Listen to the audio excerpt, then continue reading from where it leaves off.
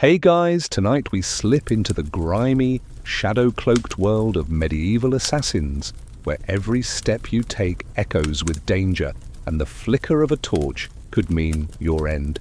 Picture yourself crouched in a damp alley, the stench of rotting straw and horse dung stinging your nose, your fingers gripping a dagger so cold it bites your palm.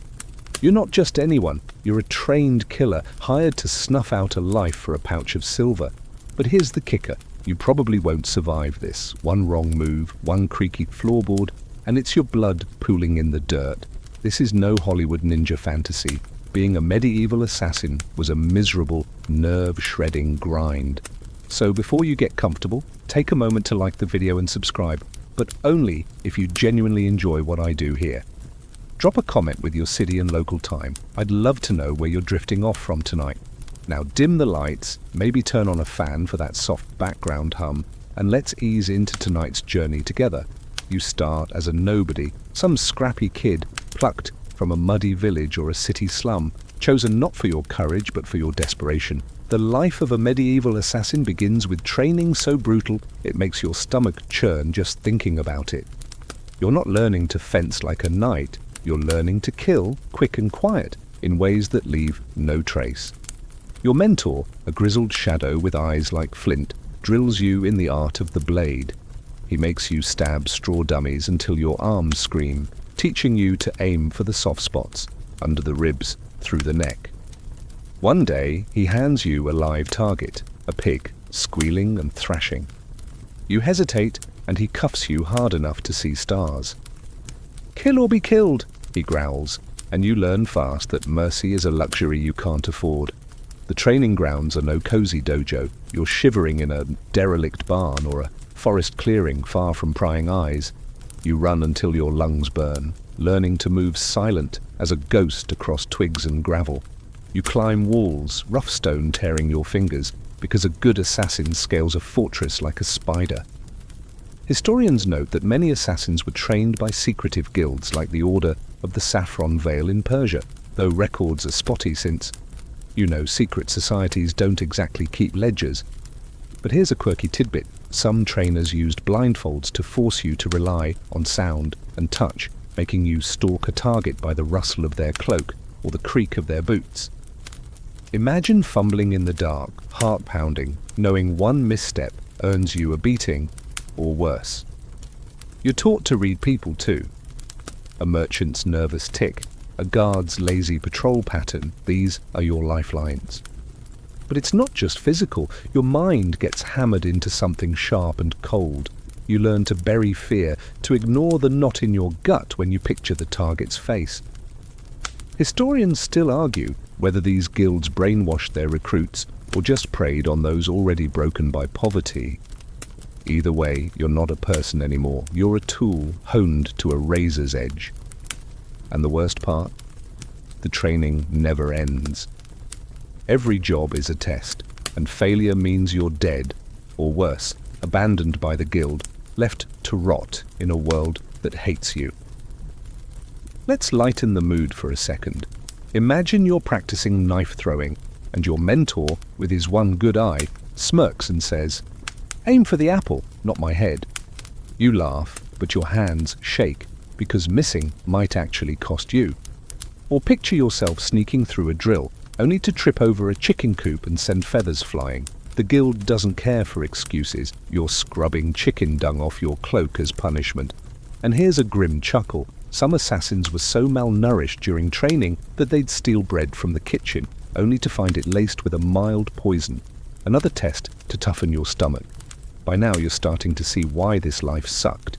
You're not a glamorous spy, you're a half-starved, paranoid wretch, trained to kill before you're killed.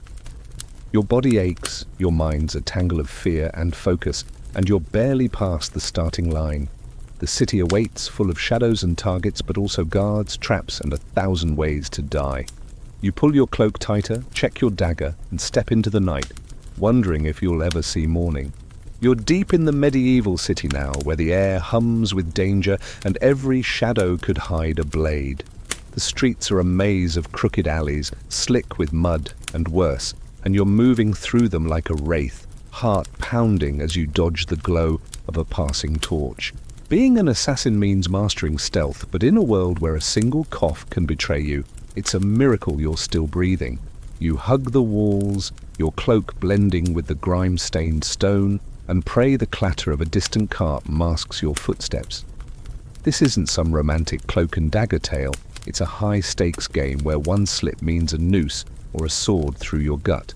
The city's alive, even at night. Drunkards stagger from taverns, their slurred songs bouncing off the walls. Dogs bark, sniffing the air as you pass.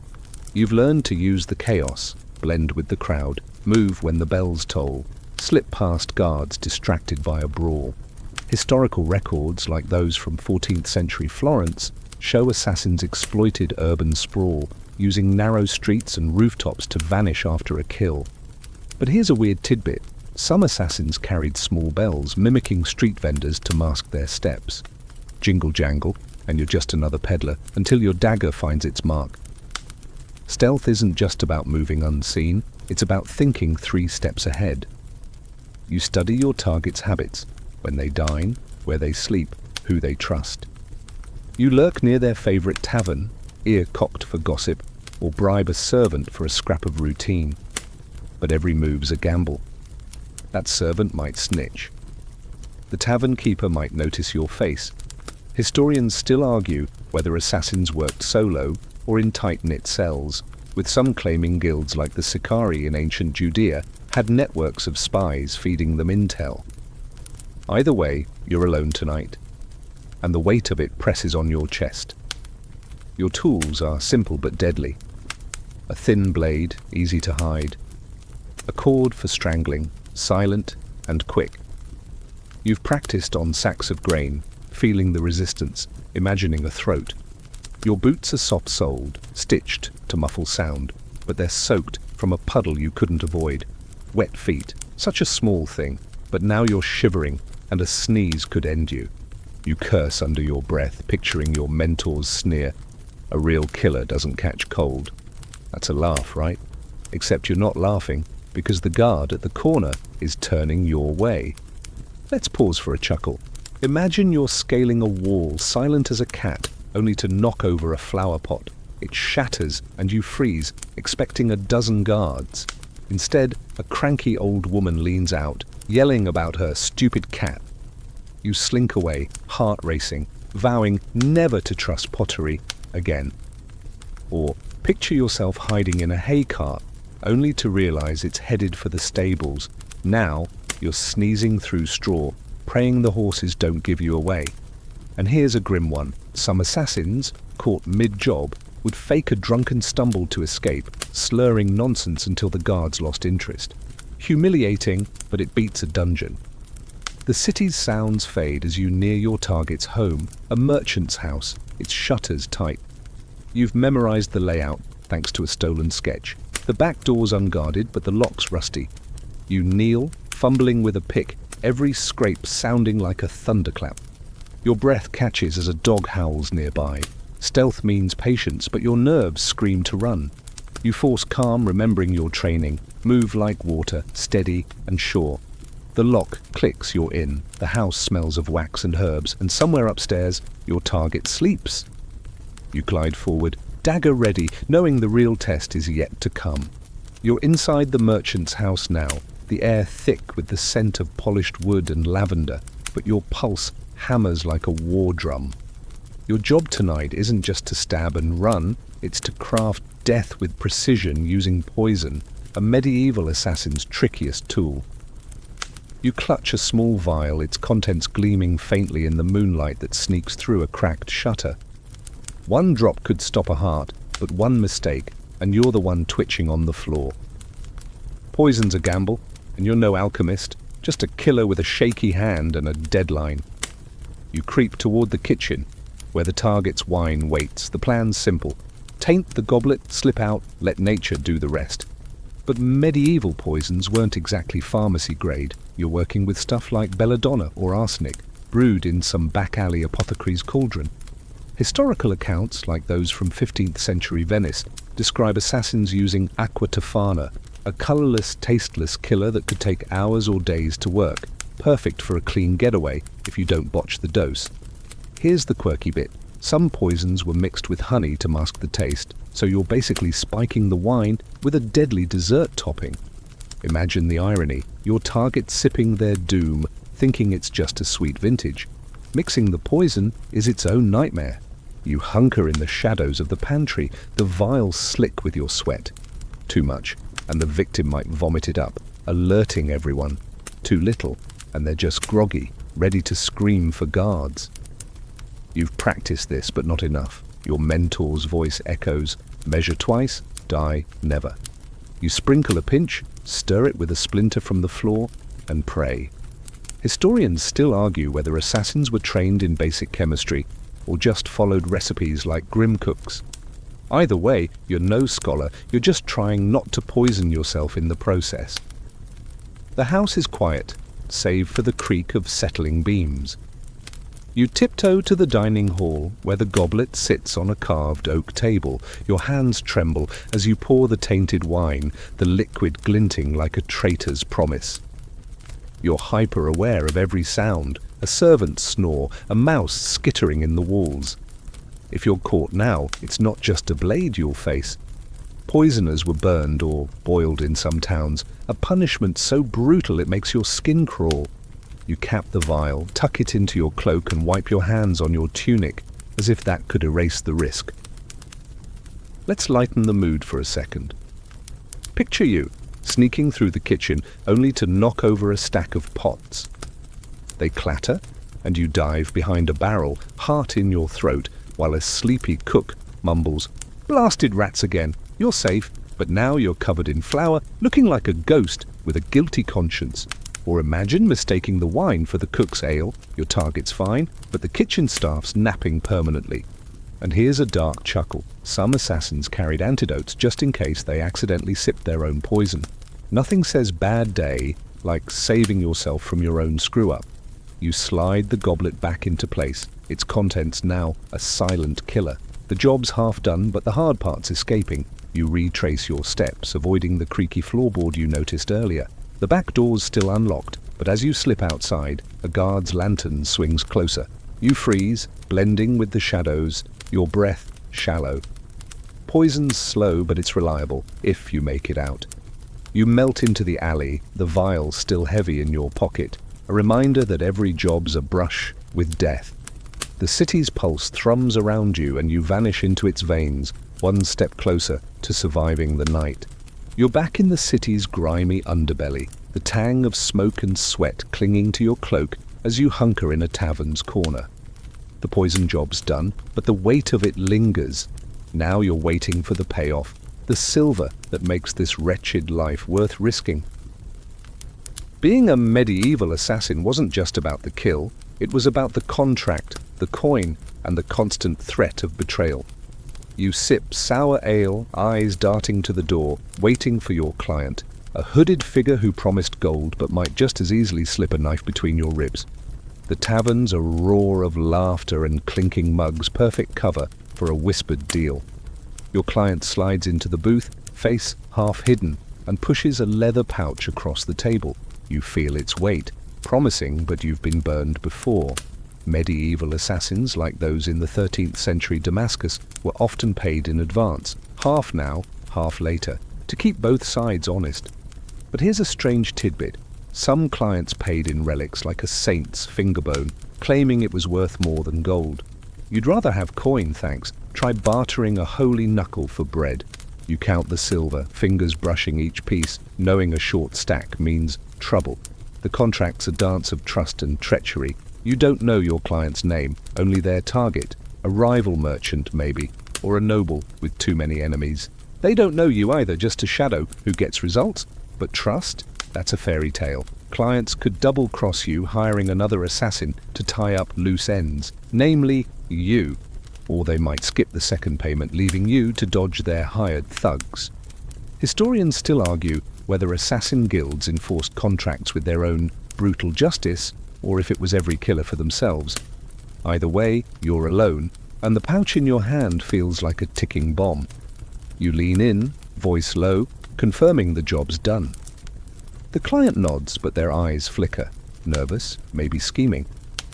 You've learned to read these moments, the twitch of a lip, the shift of a hand toward a hidden blade, your own daggers close, strapped to your thigh. But a fight here means attention, and attention means death. You pocket the silver, mutter a farewell, and slip toward the door, weaving through drunken patrons. The client's gaze burns your back, and you wonder if you'll see them again, on your terms or theirs. Let's toss in a chuckle. Imagine you're counting your pay only to find a coin's fake, bite it, and it's lead. You glare at the client who shrugs like, "Oops, my bad." Or picture you haggling over payment and they offer a chicken instead of gold. You're an assassin, not a farmer, but now you're stuck with a clucking debt. And here's a grim one. Some assassins marked their coins with a scratch, so if they were betrayed, they could track the traitor by their own silver. Paranoid, sure, but it kept you breathing. The street outside is cold, the silver heavy in your cloak. You've got coin, but it's blood money, and every piece screams risk. You could spend it on a warm bed, a decent meal, but that's a trap. Flash too much wealth and people notice.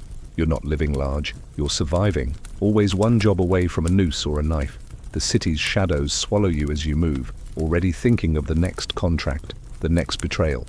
You grip your dagger, the only thing you trust, and fade into the night. A ghost chasing a paycheck that might just be your last. You're slinking through a moonless night, the city's spires looming like jagged teeth. But now your target's no ordinary mark. It's a bishop, cloaked in holy robes, his influence as thick as the incense in his cathedral. Taking a contract on a man of the cloth is a whole new level of dangerous, because the medieval church wasn't just a spiritual powerhouse, it was a machine that could crush you under its weight. You move carefully, the cobblestones slick beneath your boots, knowing one false step could land you in the church's icy grip, excommunication, torture, or a pyre if they're feeling particularly pious. The church was no fan of assassins, to put it mildly. You're not just a killer, you're a heretic, a walking sin in their eyes. Historical records, like those from the 12th century papal states, show the church hunted assassins with zeal, offering bounties or indulgences for their capture. If you're caught, you're not just facing a quick death. Think iron cages or public flaying, to make an example. But here's a quirky twist. Some assassins posed as monks to get close to their targets, shaving their heads and muttering Latin to blend in. You've got a borrowed habit tucked under your cloak, its coarse wool itching your skin, but it's your ticket past the cathedral guards. You approach the cathedral's side gate, where torchlight flickers on stone gargoyles leering down at you. The plan's to slip in during Vespers, when the bishop's praying with his flock. You've studied his routine. He lingers after the service, alone, counting tithes like a miser. Your dagger's ready, but killing in a holy place feels like spitting in fate's eye. The church's reach is long. Even if you succeed, you're marked. Historians still argue whether assassins targeting clergy were driven by personal grudges or hired by rival factions within the church itself. Either way, you're caught in a web where faith and treachery tangle. You pull the monk's hood low, muttering a half-remembered prayer to sell the act. The guard barely glances as you shuffle past, your heart thudding so loud you're sure he'll hear it. Inside, the cathedral's a cavern of shadows and candlelight, the air heavy with wax and guilt.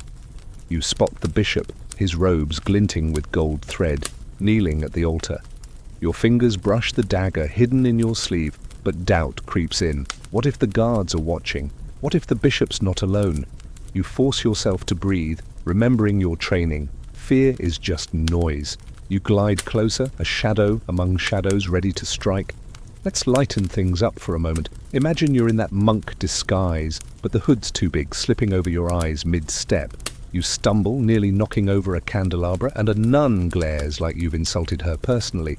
Or picture you practicing your fake Latin only to accidentally curse in front of a priest. Awkward, but you play it off as a cough. And here's a dark chuckle.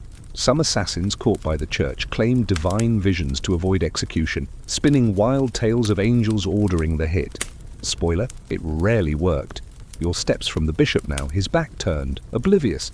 The cathedral's silence presses on you, broken only by the faint chant, of distant monks you could strike now, but the weight of the place, the crosses, the relics, makes your hand hesitate. Killing here feels like inviting a curse, and you're not sure you're that brave. You remember the poison job from before, how clean it felt compared to this. But the contract's clear, the silver's waiting, and you're no saint. You tighten your grip, ready to end it, knowing the church's wrath will follow you like a storm. You're scaling a castle wall now, the rough stones scraping your fingers raw as you cling to the shadows, the night air biting your face. This isn't some merchant's cozy house, it's a fortress, built to keep people like you out, or trap you inside. Your targets are noble, tucked away behind layers of guards, locked doors, and paranoia thicker than the walls themselves. One mistake and you're not just dead, you're a trophy, your head on a pike for the Lord's amusement. The rope looped over your shoulder creaks as you climb, each pull a test of nerve and muscle, with the ground below promising a messy end. Castles were medieval death traps for assassins. Historical accounts like those from 13th century England describe fortresses with murder holes and boiling pitch waiting for intruders. You've heard the stories. Assassins caught mid-climb, riddled with arrows before they hit the ground. But here's a quirky detail. Some castles had secret passages, built for escape but used by clever killers like you. You're banking on one tonight, a narrow tunnel behind a tapestry, whispered about by a bribed servant. If it's real, you're golden. If it's a trap, you're a corpse. You reach a ledge, heart pounding as you wedge yourself into a crenel. The wind howls, carrying the distant clink of a guard's armor. You've studied this place for days, patrol routes, weak points, the Lord's habit of pacing his chambers late. Your plans to slip in, slit his throat, and vanish before the alarm's raised. But castles aren't just walls, they're alive with eyes. Maids gossip, dogs sniff, and guards get bored enough to notice a shadow that doesn't belong. Historians still argue whether assassins targeted nobles more for political upheaval or personal vendettas, but you don't care about the why, just the how. You find the tunnel's entrance, a loose stone that shifts under your touch. It's tight, smelling of mold and damp earth, and you crawl through, dagger clenched in your teeth. The darkness presses in, your breath loud in your ears. You emerge behind a tapestry, the Lord's chamber, just beyond. Candlelight flickers through the fabric, and you hear him muttering. Prayers or curses, you can't tell. Your fingers tighten on the blade, but a floorboard creaks underfoot. You freeze, praying it's just the castle settling, not a guard about to gut you. Let's toss in a quick laugh. Imagine you're halfway up the wall when a bat swoops by, startling you so bad you nearly slip. Some elite killer spooked by a flying rat. Or picture you squeezing through that tunnel only to get stuck, your cloak snagged on a root, while you whisper swear like a sailor. And here's a grim one. Some assassins left decoy footprints in the mud outside, pointing the wrong way to throw off pursuit. Clever until the dog sniffed you out anyway. You ease the tapestry aside, the Lord's back to you, hunched over a desk. Your blade's ready, but the room feels wrong. Too quiet, too still. A guard could be behind the door, or worse, the Lord's expecting you. You think back to the poison job, how it felt safer than this close-up work. But there's no vial tonight, just steel and nerve. You step forward, silent as death, knowing this castle's walls hold 1,000 ways to die, and you're betting your life you've outsmarted them all. You're inside the Lord's chamber now, the air heavy with the scent of parchment and candle wax, but you're not you anymore.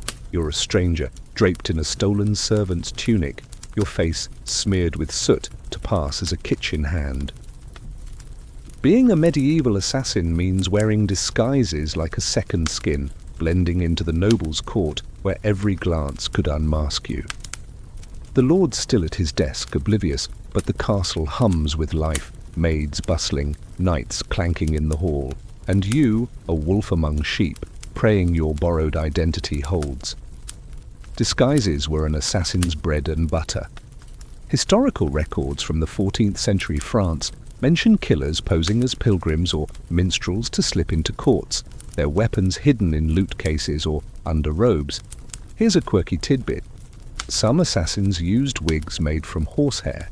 itchy and crude, but enough to fool a distracted guard. You've got one on now, prickling your scalp, and it's all you can do not to scratch. Your tunic's too tight, pilfered from a laundry line, and your boots don't match, but you shuffle like you belong, carrying a tray of bread as your excuse to be here. The court's a maze of egos and eyes, nobles gossip, servants scurry, and you keep your head down, muttering, "Yes, my lord," to anyone who looks your way. You've memorized the layout, thanks to that servant you bribed before the poison job, but blending in is harder than sneaking. You pass a night, his gaze lingering a second too long, and your stomach lurches. If he asks your name, you're done. Kitchen hand only goes so far. Historians still argue whether assassins relied on elaborate disguises or simple misdirection, like pretending to be drunk to avoid suspicion. You're betting on the tunic, but your dagger's strapped to your thigh just in case. You edge closer to the lord, now chatting with the advisor. You set the tray on a side table, lingering to adjust it, ears straining for their words. Something about taxes, boring but useful. Your plans to wait for him to retire, then strike in his bedchamber, but a servant girl brushes past, her eyes narrowing. "Never seen you before," she mutters, and your throat tightens. You mumble about being new, but she's not buying it. You need to move fast before she calls a guard. You slip toward a corridor, tray abandoned, your disguise already fraying. Let's lighten the mood. Picture you adjusting that horsehair wig, only for it to slip, leaving you looking like a lopsided bard. Nobles stare, and you fake a sneeze to fix it. Or imagine you're posing as a cook, but you drop a platter of soup, splashing a baron's velvet shoes. He yells, you apologize, and somehow you're mopping floors instead of killing. And here's a dark chuckle. Some assassins carried fake scars painted on with ash to look like seasoned workers. One smudge in the rain, though, and your battle wound runs down your cheek. You duck into the corridor, heart racing, the Lord's voice fading behind you. The disguise got you this far, but it's a fragile shield. You ditch the wig in a corner, trading it for a hood from your pack. The bedchamber's close, but so are the guards, their boots echoing like a countdown. You think back to the cathedral job, how the monk's robe felt safer than this flimsy servant act. But there's no turning back. Your blade's ready, and the Lord's time is running out. You move, a shadow in borrowed clothes, hoping the court's chaos hides you just long enough. You're tucked in the Lord's bedchamber now, crouched behind a heavy velvet curtain, the musty fabric brushing your face as you hold your breath. The castle's pulse, distant footsteps, muffled voices, fades, leaving only the Lord's soft snores from the canopied bed. You're moments from the kill, but something heavier than the dagger in your hand weighs on you, the assassin's code, an invisible chain of rules that keeps this brutal world from devouring itself. It's not written in any book, but it's carved into your bones, and breaking it could cost you more than your life. The code's simple, but ironclad. No innocence, only the target dies. No boasting. Loose lips sink you. And never, ever betray the guild that trained you, back when you were just a scrawny kid stabbing straw dummies.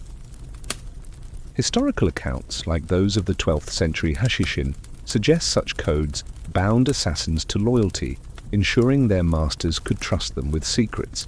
But here's a quirky twist. Some guilds marked their killers with tattoos, tiny symbols hidden under a fingernail or behind an ear, a silent oath you glimpse in a mirror and shudder at. Yours itches now, a reminder of the rules you're bound to or might break. You're wrestling with the code tonight. The Lord's your mark, fair game, but his young son sleeps in a cot nearby, stirring softly. The code says, leave the kid alone, but what if he wakes? What if he screams? You've seen what happens when jobs go messy. Think back to that poison job, how clean it felt compared to this. You could strike now, silent and quick, but doubt gnaws at you. Is the Lord worth the risk? The guild's rules are clear, but so's the silver waiting for you. Historians still argue whether assassins followed these codes out of honor or fear of retaliation, but you're not debating philosophy, you're just trying to survive. You ease from behind the curtain, dagger glinting in the moonlight. The Lord's throat is exposed, an easy target, but the boy shifts, murmuring in his sleep.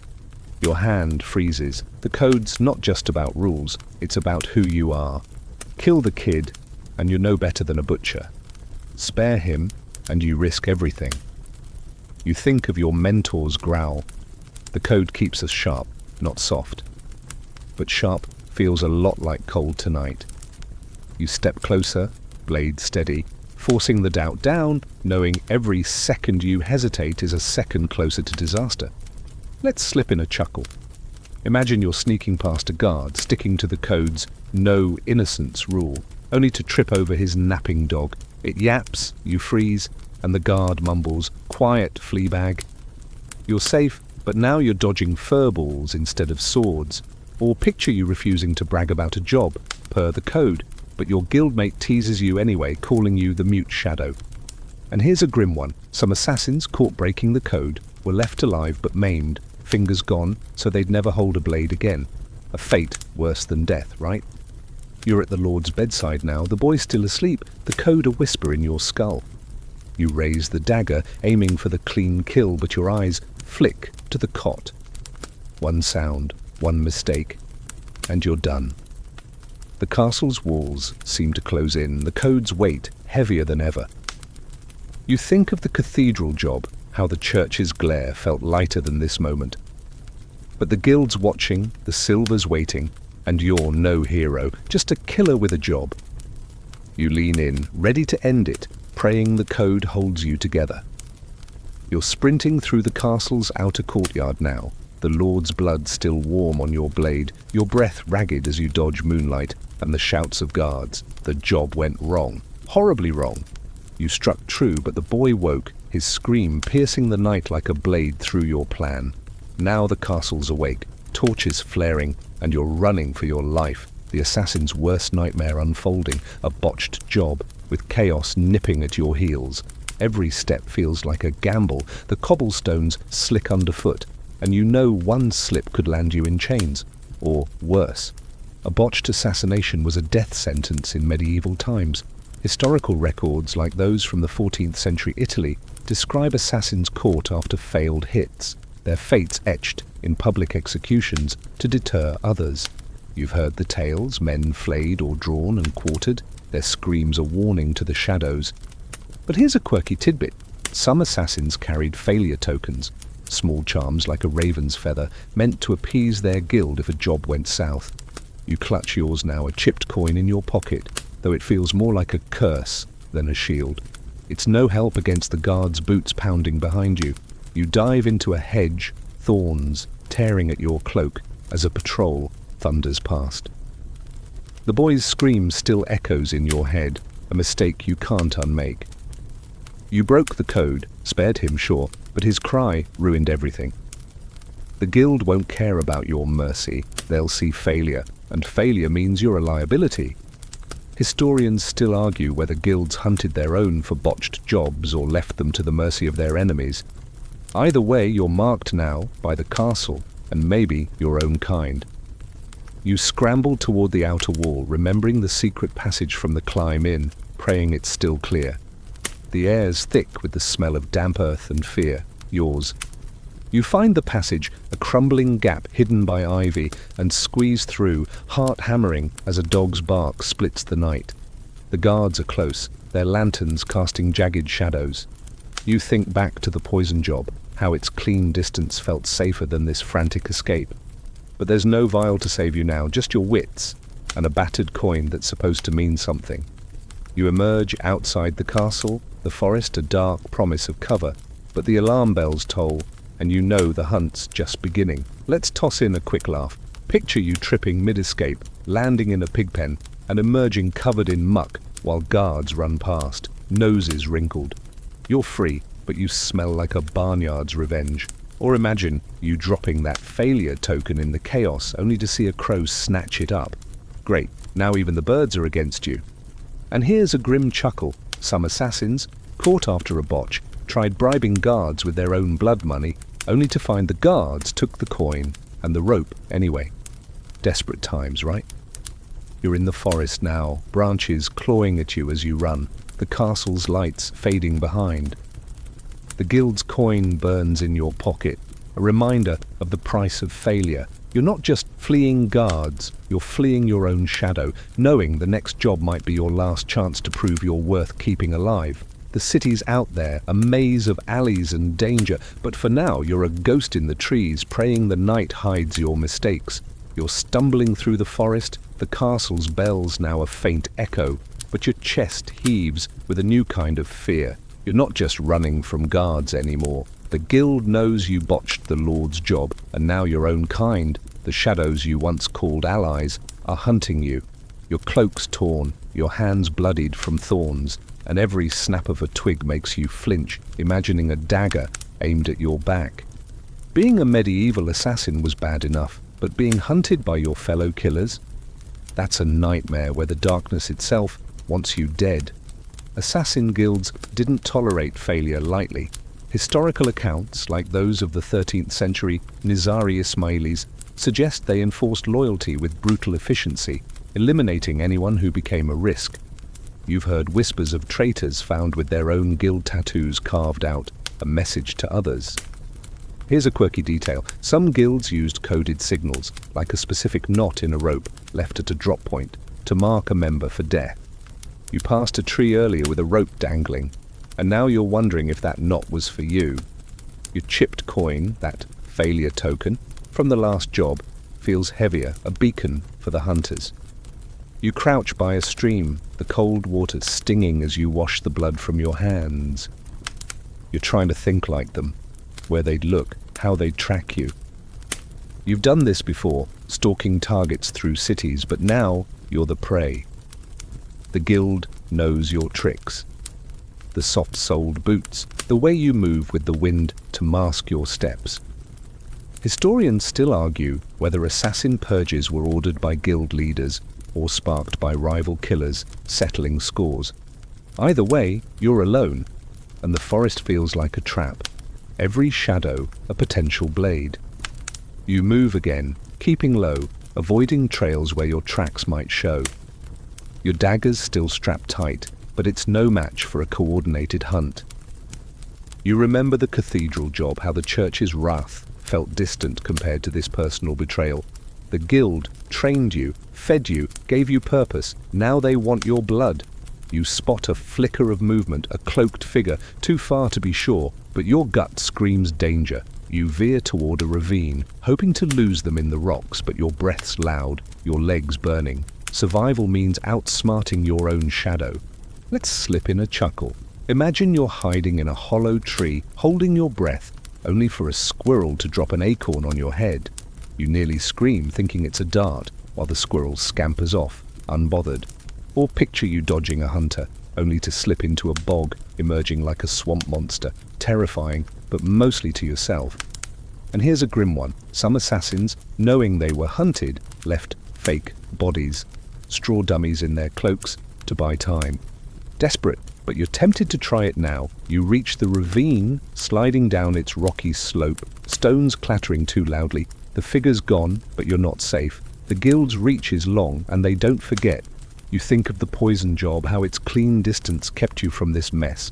But there's no vial now, just you, your blade, and a fading hope of outrunning the shadows. You hunker in the rocks, the night pressing close, knowing every moment you breathe is a moment you've stolen from your hunters. You're holed up in a crumbling shepherd's hut at the forest's edge, the wind whistling through gaps in the walls, your breath visible in the damp chill. The guild's hunters are still out there, but for now you're catching your breath, your mind drifting to the life you might have had if you'd never picked up a blade. Being a medieval assassin is a brutal grind, but the alternative, scratching out a living as a peasant, makes your current mess look almost cozy. You huddle by a smouldering fire, the smoke stinging your eyes, and wonder if trading one kind of misery for another would have been worth it. Peasant life in the Middle Ages was no pastoral dream.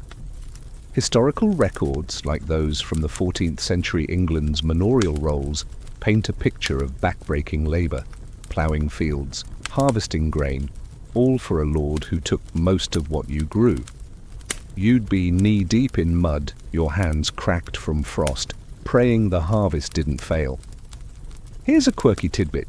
Peasants sometimes used toadstones, fossilized fish teeth, as charms against bad luck, clutching them while they toiled. You finger your chipped coin, that failure token from the botched castle job, and realize it's not much different. Useless hope in a cruel world. As an assassin, you're hunted, but at least you eat. Peasants starved if the rains didn't come or if rats got the grain. You've seen them in villages, hollow-eyed, their kids scavenging for acorns. You'd have been one of them, tied to the land, no escape unless you fled to a city, and even then, you'd be a beggar or a thief not far from where you started. Historians still argue whether peasants envied outlaws like you or feared you, seeing your blade as just another threat. But you know the truth.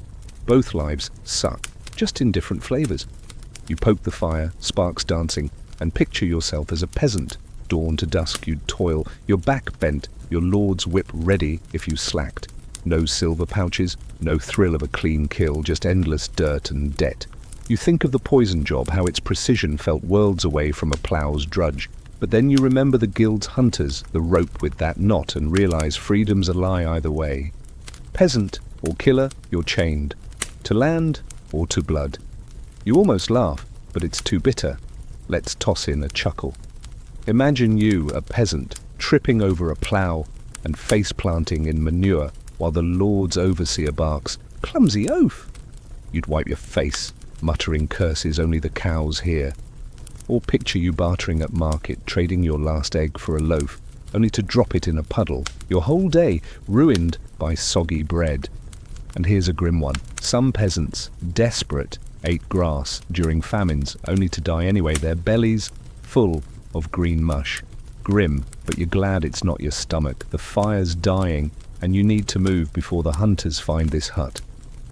You stamp it out, the darkness swallowing you, and slip into the night. Peasant life's misery lingers in your mind, a ghost of what might have been. You grip your dagger, the only thing that's kept you from that fate, and head toward the city's distant glow. It's no sanctuary, but it's better than fields or forests crawling with your own kind. You're still a killer, not a sower, and you'll fight to stay that way, even if it buries you. You're weaving through a plague-ravaged city now, the air thick with the stench of decay and despair, your cloak pulled tight to hide your face from more than just the guild's hunters. The Black Death looms like a spectre, its shadow turning every cough into a death knell. You're still an assassin, your dagger sharp and your contract urgent, but now you're dodging disease as much as guards. The streets are eerily quiet, save for the creak of death carts and the moans of the dying, and you're wondering if the plague might kill you before your target, or your pursuers, get the chance. The Black Death, which swept Europe in the 14th century, killed millions, and assassins weren't immune. Historical records, like those from Florence's Plague Chronicles, describe cities where half the population dropped, leaving markets empty and bodies piled in alleys. You're careful, stepping over puddles that might carry the pestilence. But here's a quirky tidbit. Some believed rubbing onion on your skin warded off the plague, so you've got a faint whiff of it clinging to you, stolen from a market stall. It's a faint hope, like that chipped coin still in your pocket from the botched castle job. But you'll take any edge. Your target's a merchant holed up in a boarded-up house, hoarding grain while the city starves. You've got to slip in, finish the job, and get out before the plague, or the guild, catches you. The streets are a maze of fear. People shuffle past, faces wrapped in cloth, eyes darting like they know death's coming. You've seen plague doctors, their beaked masks like grim birds, and you avoid them as much as the guards. Historians still argue whether assassins thrived during plagues, using chaos as cover, or suffered like everyone else, their skills useless against disease. You're betting on the chaos, but your chest tightens with every stranger's cough.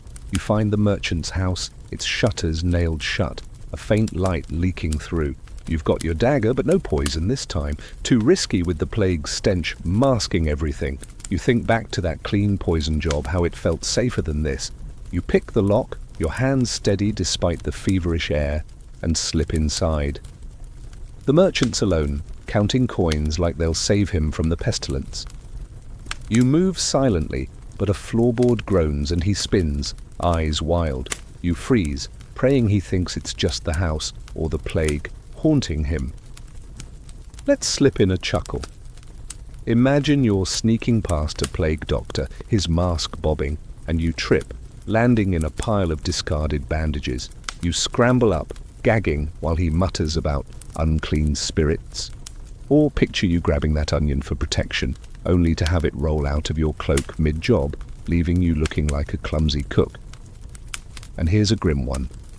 Some assassins, desperate for work during plagues, took jobs burying bodies, trading their blades for shovels. A step down, but at least it paid. The merchant's back to his coins, unaware of you creeping closer. The plague's your ally tonight, keeping guards away and the city distracted. But you feel it too, the weight of death everywhere, not just from your blade. You raise your dagger, ready to strike, knowing the guild's hunters are still out there, and the plague's no respecter of contracts. You're a killer in a dying world, and every job feels like a race against a foe you can't stab. You're perched on a rooftop, the city's plague-soaked streets sprawling below like a fevered nightmare, but your eyes are locked on the fortified manor across the square. Your target's no mere merchant this time, it's a king, his paranoia thicker than the walls guarding him. He's survived the Black Death, dodged coups, and now trusts no one, not his court, not his food, not the air he breathes. You're an assassin, your dagger still stained from the last job, but this contract feels like staring down a dragon with a toothpick. One wrong move, and you're not just dead, you're erased, your name cursed by a kingdom. Medieval kings were notoriously hard to kill. Historical records like those of Edward III's England describe monarchs surrounded by tasters, armed retainers, and spies sniffing out treachery. This king's doubled his guard since the plague, his manor bristling with steel. Here's a quirky tidbit. Some paranoid rulers slept in different rooms each night, their schedules known only to a trusted few, sometimes not even them, with decoys tucked into royal beds. You've bribed a scullery maid for scraps of his routine, but her info's shaky, and you're half sure she's already snitched. Your chipped coin, that old failure token, rattles in your pocket, a grim reminder of what happens if you botch this. You've watched the manor for days, cloaked in shadows, noting the guards' patterns, the king's rare balcony appearances. He's a ghost, slipping through his own home, but you've spotted a weakness, a servant's entrance, lightly patrolled at dawn. The plans to slip in find him in his private chapel, where he prays alone, if the maid's right, and strike. But paranoia's a shield. He might have traps, hidden guards, or even a double. Historians still argue whether assassins targeting kings were hired by rival nobles or driven by their own grudges, but you don't care who's paying, just that the silver's real and the job's doable. You descend the rooftop, landing soft in an alley reeking of rot. The city's quiet, the plague keeping most indoors, but the king's manor hums with vigilance. You pull your cloak tight, moving like a wraith toward the servant's gate. The lock's simple, but your hands shake. Think back to the cathedral job, how the church's weight felt lighter than this. A guard coughs nearby, and you flatten against the wall, heart hammering. The maid swore the king's alone at dawn, but paranoia whispers she's lying and you're walking into a noose. Let's toss in a chuckle. Imagine you're sneaking past a guard, only to step on a stray goose feather that squeaks underfoot. Yep, a feather, betraying you like a bad jester. You freeze, but the guard's snoring, dreaming of ale. Or picture you bribing that maid only for her to hand you a love note by mistake. Great, now you know her sweetheart's name, not the king's schedule. And here's a grim one. Some assassins, caught near a king, were tortured to name their employers, spilling secrets while their bones cracked. You'd rather die silent, but you're hoping it doesn't come to that. The gate clicks open, and you're inside, the manor's shadows swallowing you. The chapel's ahead, its faint candlelight a beacon or a trap. You grip your dagger, the king's paranoia a living thing you can almost taste. The guild's hunters are still out there, but right now, it's just you and a monarch who sees death in every shadow. You move forward, praying you're the shadow he misses. You're creeping through the king's manor, the chapel's candlelight flickering ahead, but the weight of your life as an assassin presses harder than the dagger in your hand. You're not just here to kill a king, you're staring down the end of your own brutal career. Every job, from that first poison trick to the botched castle hit, has led to this moment, where the line between killer and corpse feels razor thin. The manor's silence is oppressive, broken only by the distant clank of a guard's armor, and you know this job could be your last, whether you succeed or not. Assassins didn't grow old in the Middle Ages. Historical records, like those of the 13th century Sicilian Vespers, suggest most died young, caught, betrayed, or just worn out by the grind. A good run might last a decade, but every contract shaved years off your life. Here's a quirky tidbit. Some assassins left legacy marks, scratches on a tavern wall or a stone, tallying their kills as a grim boast to outlast them. You've got one yourself, hidden in an alley from your early days, but now it feels like a gravestone you carved too soon. Your chipped coin, that failure token from the castle fiasco, is a reminder. You're running out of luck. The chapel doors ajar, the king kneeling inside, his back to you. This is it.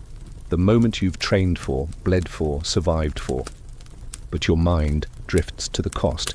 The guild's hunters are still out there, waiting for you to slip. The church's curse from that bishop job lingers like a bad dream, and the plague, creeping through the city, doesn't care if you're a king or a killer.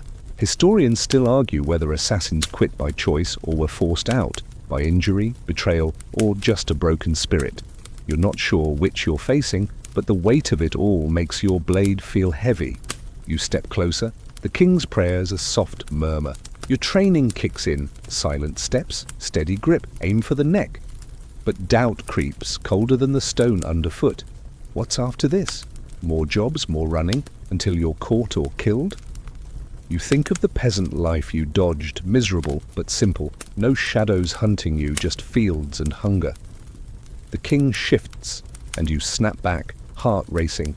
One strike and you're done, maybe free, maybe dead.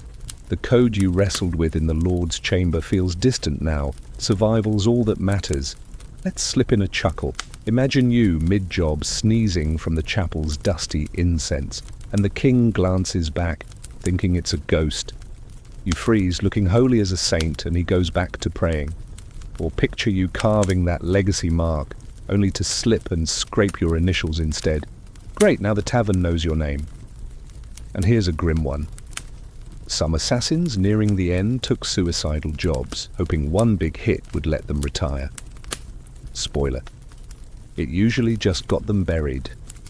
You raise your dagger, the king's neck exposed, his crown glinting faintly. The manor's walls seem to watch, waiting for your choice. You think of the poison job, its clean distance, and the rooftop view before this, where the city felt almost peaceful. But peace isn't for you. You're an assassin, and this is your end game, glory or a grave. You lean in, blade steady, ready to write the final mark of your career, whatever it costs.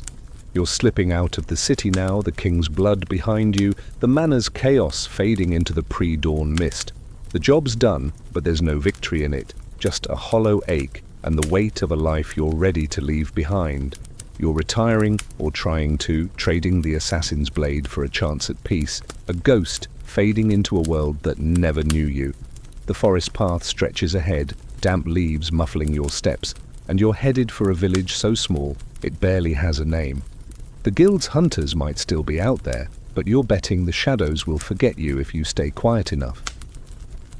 Retiring as a medieval assassin was rare and risky. Historical records, like those of the 14th century Italian condottieri, hint at a few who vanished into obscurity, posing as farmers or monks to escape their past. Here's a quirky tidbit. Some ex-assassins took up beekeeping, their hands, once stained with blood, now sticky with honey, a strange kind of redemption. You've got no bees in mind, just a sack of stolen silver and a plan to blend into the crowd, maybe as a tanner or a wanderer. Your chipped coin, that old failure token, is buried under a tree back there, a final goodbye to the guild's grip. The village comes into view, a cluster of thatched roofs and sleepy livestock.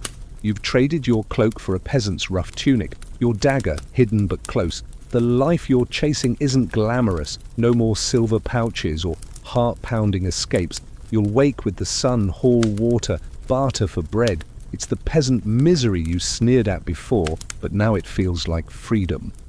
Historians still argue whether assassins ever truly retired or just ran until their luck ran dry. You're hoping for the former, but the weight of your blade says the latter's never far off. You pause by a stream, the water catching the first light.